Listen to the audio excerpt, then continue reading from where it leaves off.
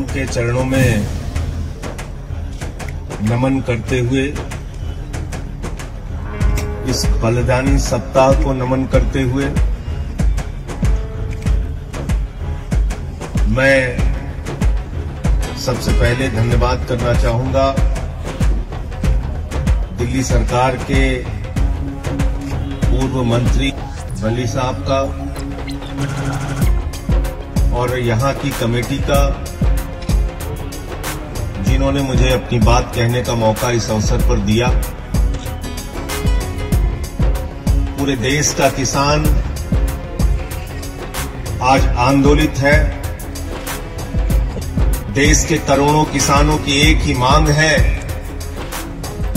कि ये काला कानून वापस लिया जाए, और अपनी इस मांग को लेकर पंजाब में, हरियाणा में, उत्तर प्रदेश में, राजस्थान में, कर्नाटक में, केरल में, तमिलनाडु में, बिहार में, पूरे हिंदुस्तान के अंदर लाखों लोग सड़कों पे उतरे। और पिछले कुछ महीनों से पंजाब और हरियाणा में तो सारा काम छोड़कर किसान सड़कों पर आंदोलन कर रहा है, सरकार से फरियाद कर रहा है, गुहार लगा रहा है, विनती कर रहा है कि इन काले कानूनों से हमें निजात दिलाइए, इन काले कानूनों को वापस लीजिए। लेकिन ऐसी क्या जिद है, ऐसी कौन सी मजबूरी है जिसकी वजह से मोदी जी की सरकार ये काला कानून वापस नहीं ले पा रही? और वो मजबूरी मैं आपको बताना चाहता हूं। जब पार्लियामेंट के अंदर ये बिल आया, ये काला कानून आया, मैंने उसी दिन कहा था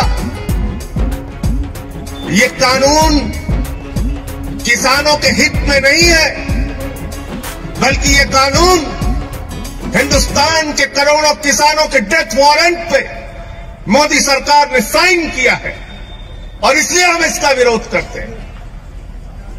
और हमने पार्लियामेंट के अंदर माइक तोड़ा था, मुझे निलंबित कर दिया गया।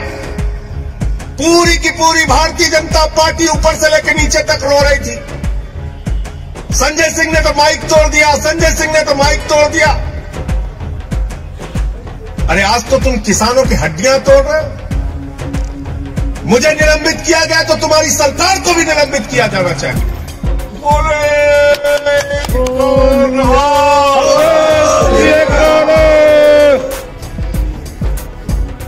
आप ये काला कानून लेकर आए, इस काले कानून के अंदर एमएसपी की गारंटी का एक शब्द नहीं। मैंने पूछा इसमें एमएसपी की गारंटी कहां है? बोले साहब मोदी जी ने भाषण दे दिया, आप मान लीजिए। मैंने कहा भाई मोदी जी ने कहा था 15 लाख हर खाते में आएंगे, बाद में कह दिया जुमला है। मोदी जी ने कहा था 2 करोड़ रोजगार हर साल मिलेंगे, बाद में कह दिया जुमला है। मोदी जी ने कहा जीएसटी से देश में दूसरी आजादी मिल जाएगी, बाद में राज्यों का शेयर नहीं दिया। मोदी जी ने कहा था इस देश के अंदर नोटबंदी से देश की तकदीर बदल जाएगी। अब नोटबंदी के फायदे हमें गिनाना तो दूर की बात है, जो नुकसान हुए उस पर बातचीत करना नहीं चाहते। मोदी जी तो थाली के भी फायदे गिनवा देते हैं, ताली के भी गिनवा देते हैं। मोदी जी के भाषण से एमएसपी की गारंटी नहीं मिलेगी। अगर मुझे एमएसपी नहीं मिली, न्यूनतम समर्थन मूल्य नहीं मिला, तो महेंद्र गोयल जी अगर मैं किसी जज के सामने जाऊंगा तो जज साहब कहेंगे कानून में कहां लिखा है बताओ। और तब मैं अगर कहूंगा कि मोदी जी का भाषण जज साहब आपने नहीं सुना, तो वो हमारी याचिका लेंगे और उसको कूड़ेदान में डाल देंगे। कहेंगे कानून से एमएसपी मिलती है, भाषण से एमएसपी नहीं मिलती, भाषण से एमएसपी नहीं मिलती। दूसरा, आपने इस कानून के अंदर कॉन्ट्रैक्ट फार्मिंग की बात लिखती,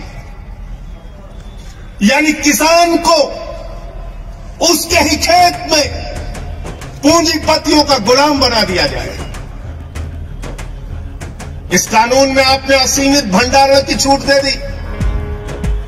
इसका मतलब हिंदुस्तान का कोई भी पूंजीपति अडानी और अंबानी सस्ते में किसान से गेहूं खरीदेगा, सस्ते में किसान से धान खरीदेगा, सस्ते में फल खरीदेगा, सस्ते में सब्जियां खरीदेगा और सबका भंडारण करके अपने बड़े बड़े कोल्ड स्टोरेज में रखेगा। और जब बाजार में उसकी कमी आ जाएगी तो महंगे दामों पर हमको आपको बेचेगा। इस देश में जमाखोरी, कालाबाजारी और महंगाई को मोदी सरकार ने इस बिल के माध्यम से लीगलाइज करने का काम किया है, वैधता प्रदान करने का काम किया है। आप कहते हैं ये बिल किसानों को समझ में नहीं आता। मोदी जी भाषण देकर समझा रहे हैं, उनके मंत्री भाषण देकर समझा रहे हैं, कहते बिल समझ में नहीं आया, बिल समझ में नहीं आया। अरे मैं तो ये कहना चाहता हूं किसानों को ये बिल समझ में आ गया है, ये आपकी प्रॉब्लम है। ये आपकी प्रॉब्लम है कि किसानों को ये बिल समझ में आ गया है। और इसलिए आज पूरे देश का किसान आंदोलनरत है। मुझे पीड़ा होती है, तकलीफ होती है मुझे जब आप उन अन्नदाताओं को आतंकवादी कहते हैं, शहीद आजम भगत सिंह के वंशजों को आतंकवादी कहते हैं, शहीद उधम सिंह के वंशजों को आतंकवादी कहते हैं, शहीद लाला लाजपत राय के वंशजों को आतंकवादी कहते हैं, शहीद करतार सिंह सराफा के वंशजों को आतंकवादी कहते हैं। जलियांवाला बाग कांड में जिन लोगों ने अपनी शहादत दी उनके वंशजों को जो लोग आतंकवादी कहते हैं, उनको इस देश की सत्ता पर 1 मिनट भी रहने का अधिकार नहीं, मैं कहना चाहता हूं। और इसलिए साथियों और दोस्तों, कल तो मोदी जी के सामने हम लोगों ने विरोध किया। हमारे साथी सांसद पंजाब के भगवंत मान जी ने जमकर विरोध किया और उनके बहरे कानों में आपकी आवाज पहुंचाने की कोशिश मैंने की। सदन चल रहा था तब भी की, सदन नहीं चल रहा है, सत्र नहीं बुलाया जा रहा है तब भी की, और आगे भी करता रहूंगा, लड़ता रहूंगा आपके लिए, आपकी आवाज को उठाता रहूंगा।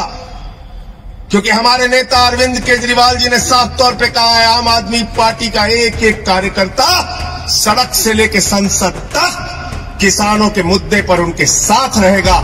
लाठियां भी खानी हो, जेल भी जाना हो, आपकी सेवा भी करनी हो, एक कार्यकर्ता बनके, एक सेवादार बनके आपके साथ मजबूती से खड़ा रहेगा।